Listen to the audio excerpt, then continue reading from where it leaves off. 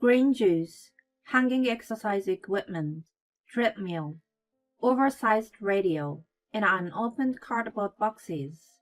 The robot vacuum seems to have gotten lost while trying to get through all of these things. Unable to get back to its charger, it ran out of battery in the bathroom. There are frosty boxes of pizza, half-eaten carton of ice cream, waffles, and salmon fillets in the freezer. No matter how hard I try to tidy up, I'm astounded by the fact that more and more things pile up. I'm Allison, 40 years old. I've been busy with work, chores, and raising a child and haven't had time to take care of myself. My 10-year-old daughter Emily even tells me, "Mom, you have to eat breakfast." I know, but it's too hectic with housework and getting my husband and daughter off to work. I normally just end up having only a cup of coffee before I leave. My husband David snickers at me saying, "You're not very efficient," while sitting on the sofa playing with his phone. My mother-in-law Pat is a fixture in front of the TV. "We are out of toilet paper. Don't forget to buy some on your way home," she says scornfully. Whose fault is it that I'm so busy? I feel anger boiling up, but I force myself to swallow it and take a deep breath instead. I don't want to argue in front of my daughter. Exactly 1 year ago, we took in Pat and started living together. The event that led to it was the passing of my father-in-law. He held a high position in a big company, and the in-laws were supposedly well off. When he passed away, David, his sister, and Pat were stunned to find that there was no inheritance. On the contrary, there were debts due to renovation of the house, car loans, and so on. He apparently couldn't change his extravagant lifestyle after he retired, and had spent all his savings. I thought he was living large and never expected him to be on the verge of bankruptcy. The loan could not be paid off by Pat's Social Security alone, and she had to sell her car and house to make a little extra money. Of course, we couldn't let her, who had no sense of money, live alone. My sister-in-law, who was married and lived with her own mother-in-law, begged us to take her in. Pat, who had spent all of her late husband's money, was not remorseful at all. She induced David's sympathy by acting as a sad widow, who had lost everything and had nobody but her son to rely on. It boosted his ego, and he started to spoil her. A month after she moved in, so many boxes from Amazon arrived. I was so stunned that I asked the courier, "What? Are you sure all of these are for my house?" As I was in shock, looking at the piles of boxes at the entrance, Pat walked up to me smiling. "The internet is amazing, isn't it? I ordered them yesterday, and everything arrived already." "Are these all for you?" "Yes, my lovely son ordered them for me. Now please take everything to my room." I felt a bit of anxiety, but I convinced myself that she had just moved in and needed some things. I quietly carried them to her room. It didn't end there. A month later. "What? Again?" "Ha ha ha," I exclaimed unintentionally at the front door, and the courier laughed awkwardly. It was natural that both of us were amazed. That was the third time that a large number of packages had been delivered to the house. Of course, all of them were addressed to Pat. What came out of those boxes were not the necessities of daily life, but bags, healthy foods, CDs, and so on. They were all little luxuries, and were not the kind of things that a person without money would buy. She wrote down the items she wanted while watching TV, and David ordered all of them. She beamed with joy when the items arrived. I could not agree with it, and made my frustration clear to David. "Hey, you're spending too much." "Shut up!" I can't believe you are trying to take away one of the few pleasures of old people.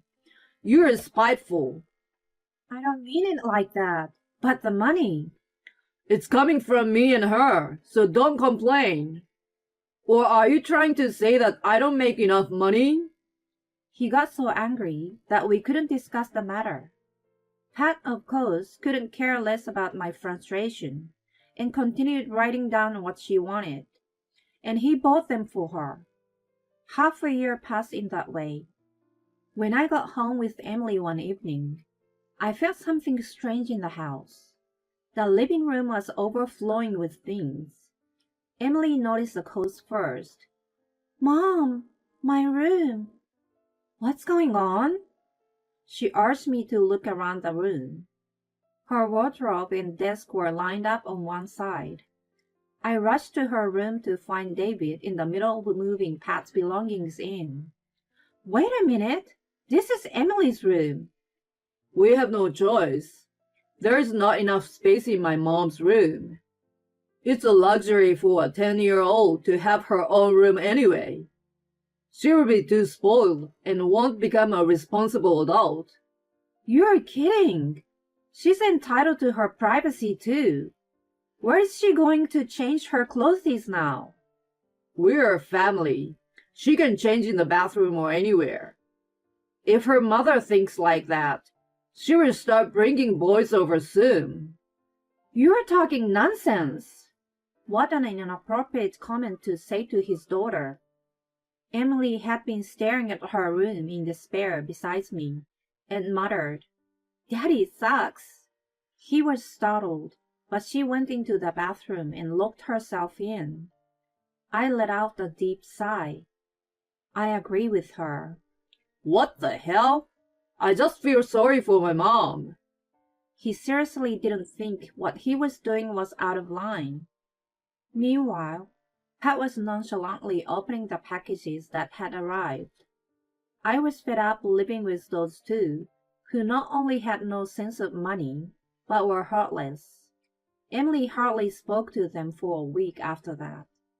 I only supported her and refused to become a bridge between her and them. I was convinced that it was 100% their fault. They must have realized that it was a serious situation. One day, David proposed to cook a special dinner for a change. I was anxious, but I left to him, thinking it was the last chance for him to make up with her.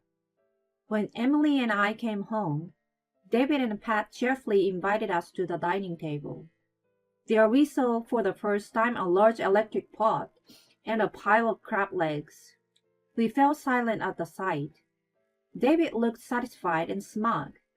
Emily, Grandma prepared a delicious meal for you tonight. I'm allergic to crab. Huh? I scolded him, who looked puzzled harshly. I told you many times that she is allergic to crab, didn't I? I asked you to explain to Pat too, because it could be life-threatening. Emily, dear, don't you want to eat my food? It's not that I don't want to, but I can't. She tried her best to explain in desperation. Pat didn't try to understand and made a sorrowful face. David got upset at the sight and scolded Emily. Hey! Don't be rude to your grandmother. It's not about whether you can or can't eat it. It's about how grateful you are for Grandma's kindness. It's not my fault. I hate you. Emily! She retreated to the bedroom crying, and I tried to chase after her. I heard David let out an exaggerated sigh, like a father troubled by his daughter's rebellion. It's your fault for raising her like that. He blamed me for it. The thread that had barely held me together was snapped at that point. I didn't want to deal with him and Pat anymore. He was nothing but cruel to insist that her allergy was coming from her selfishness. It would have been better not to have a father who only flatters his mother and hurts his daughter. I definitely did not plan to be dragged down with their squandering either. I stared straight at David. She is a good girl. Who the hell are you constantly pamper your mother And forget about your daughter's allergies. Whose money do you think you're living on? My own. His face turned red and blue like traffic lights. In fact, I hadn't received any living expenses from him for the past 3 months. Pat's purchases increased, and all his salary was going to pay the bills. I didn't care about that anymore. Get out! If you disagree with me, get out of the house. Sure, please go through these then. What is it? Taking the opportunity, I quickly took out the divorce papers from my bag. The day after he took Emily's room for his mother, I visited an attorney's office. Although I had hoped that I wouldn't have to go through with it at that time, I was glad that I was not mistaken in my decision after all. His eyes looked as if they would pop out of his head. He must have thought that I would quiet down if he threatened me. It was too bad for him, and was fortunate for me. I will get out of here as soon as I can. You're going to regret this. David was too proud to back down, and snatched the papers roughly from my hand. I will come back later to pick up our belongings. Of course, I will leave everything else. You better. Don't touch my stuff. Yeah. I walked out of the dining room, leaving David, who brushed me away while twitching the corner of his mouth. Pat had started putting crab legs into the wobbly boiling pot. She obviously didn't care whether her granddaughter cried or her son divorced as long as she had a place to live that satisfied her needs. I packed the bare necessities and left the house with Emily. When I peeked into the dining room, I saw a red-faced man downing a crab leg with a beer, and an old woman unobtrusively breaking the shell. My decision was not a mistake. I was reassured. After that, I left Emily with my parents, took a leave from work, and ran around looking for a new place to live. I was lucky enough to find a charming house and ask a friend to help me move. 20 days after I left David, I moved my belongings out of the house while he was at work. Pat was usually in front of the TV, but she was not home at that time.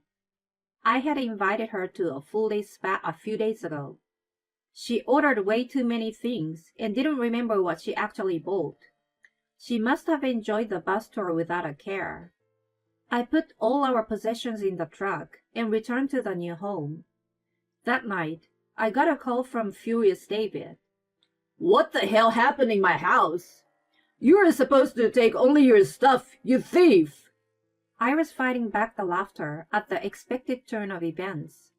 I intentionally made an indifferent voice and gave him the reality check. Yes, we only moved our stuff. What's wrong? No, you didn't. Washing machine, TV, refrigerator, oven, vacuum cleaner, computer, sofa, dining table, car, and some other things were all bought by me and my parents. Any objection? Is that right?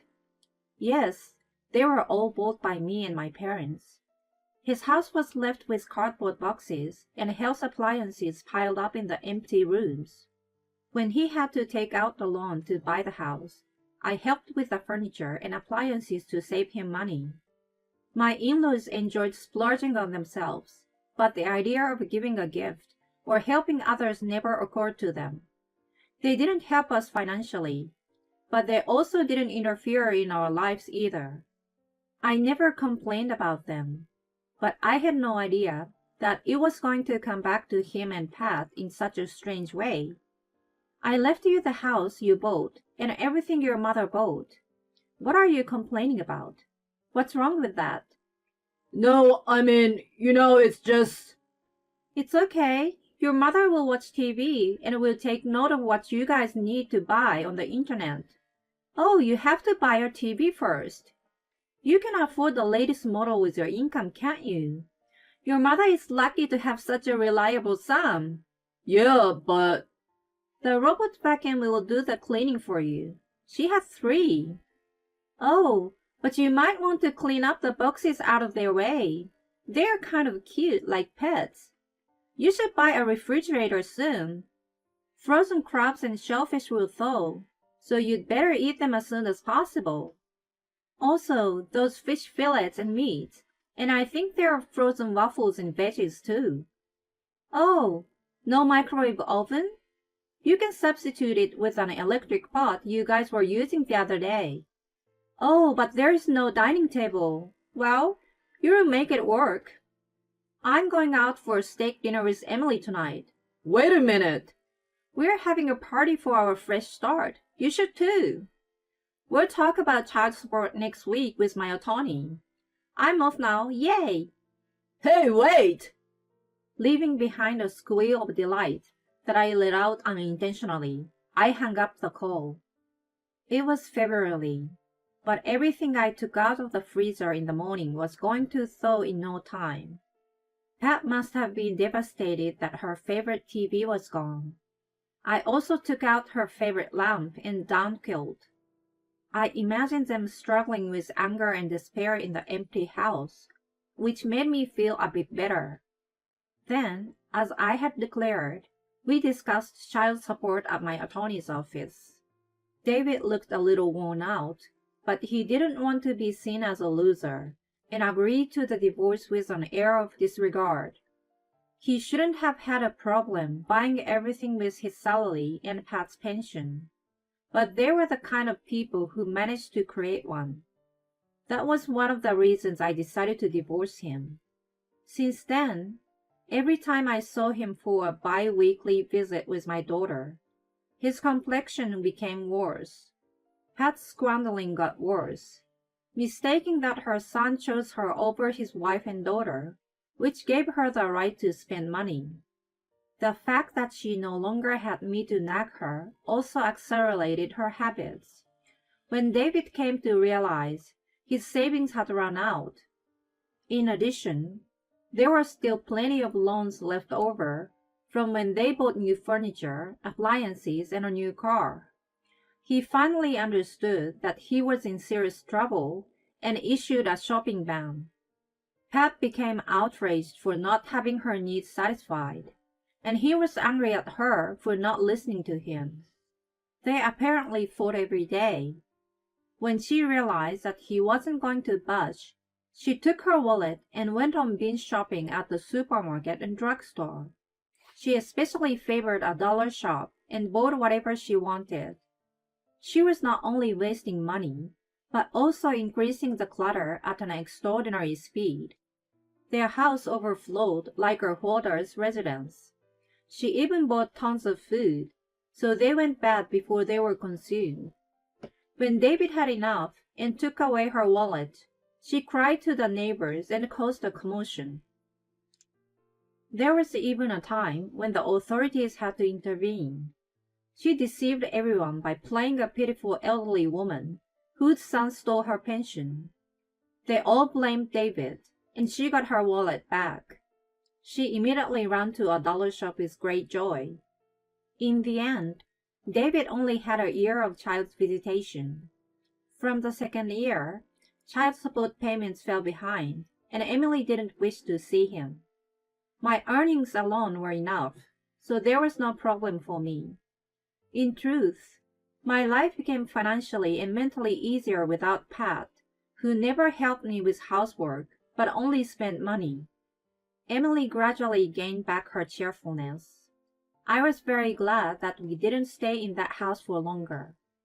5 years after the divorce. Here it is, Mom. I have been accepted.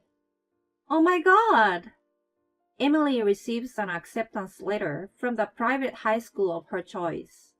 We jump up and down and embrace each other. She has worked exceptionally hard over the past years. She suppressed her desire to play with her friends or to give up and put all her effort into achieving her goal. I too supported her dream to come true by working harder and taking her to and from activities. It was achieved by us, mother and daughter working hand in hand. Of course, the past 5 years have not been all fun and games. I've struggled to handle my adolescent daughter and had a hard time with the coldness of the public view towards single mothers. What has been keeping me going is surprisingly David. It's not easy being a single parent, right? My mom is in a facility now, so come back to me. And I have to prepare to welcome you guys back. Send me money. I'm filled every time he sends me these foolish messages. Pat was indeed spiteful, but he still doesn't seem to understand that he was a culprit who neglected his daughter to look good in front of his mother. Anyway, right before he asked me to get back together with him, I witnessed Pat shopping at the dollar shop. I know that he is in so much trouble that he is selling his house. The two of them who live their lives without effort and remorse, but only with their selfish desire, will continue to fall to the bottom. That is a trivial matter for me now. Emily's smile is shining brightly as she has been accepted after much effort. That is enough to make me happy. So who wants a steak dinner for celebration? Yes, meat! I take her hand and we walk under the burning red sky at sunset. Her hand, which I haven't held in a long time, has grown bigger than mine. I feel a warmth deep in my chest.